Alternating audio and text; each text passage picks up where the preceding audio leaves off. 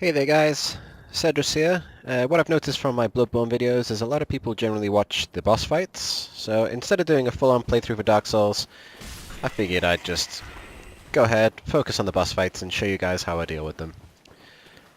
All my builds have been melee builds. I've never found much interest in pyromancy or sorcery, so on and so forth, so for those of you with those builds, I can only say check out the enemy's attack patterns, learn the tells, and hopefully that'll help you form your own plan as you go.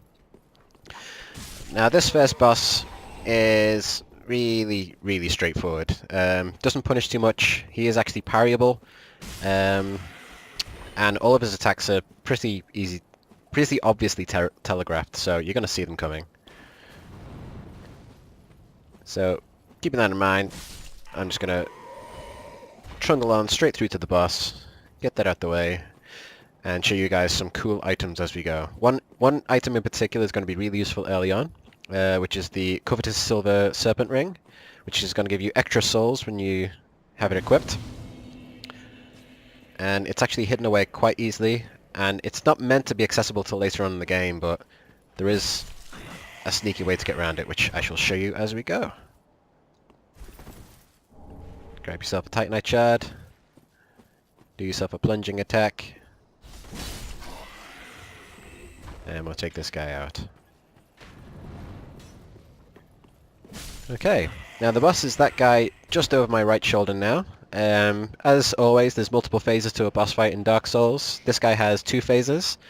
The other thing that's worth mentioning is at the start of the fight, before the actual boss health bar turns up at the bottom of the screen, you can actually register some hits at the start, which is going to give you guys a bit of an edge. So, let's get on with it and see how we do.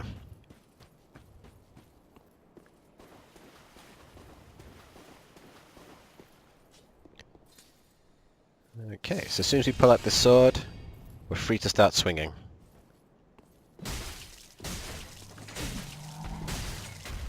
There we go. As I said, he is parryable. There's the parry right there. The other attacks either are a lot more difficult to parry or not actually parryable at all, so we're not going to worry about them too much.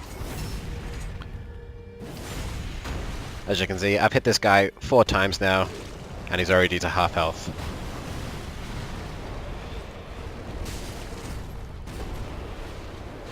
Thing to do with Dark Souls is not to get too greedy. 1 or 2 hits, dodge away. And don't be surprised by the range this guy has.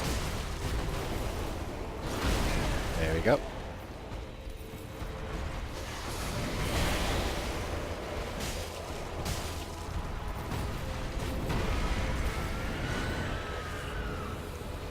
Just keep your distance.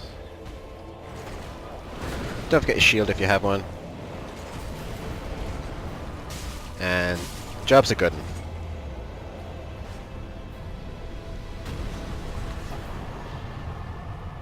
Okay, now I didn't appreciate that I was going to get him down to half health so quickly, so the only thing I'd want to mention for that first phase is, as well as that parryable attack, he has lots of swinging attacks, which are really easy to see when they're coming.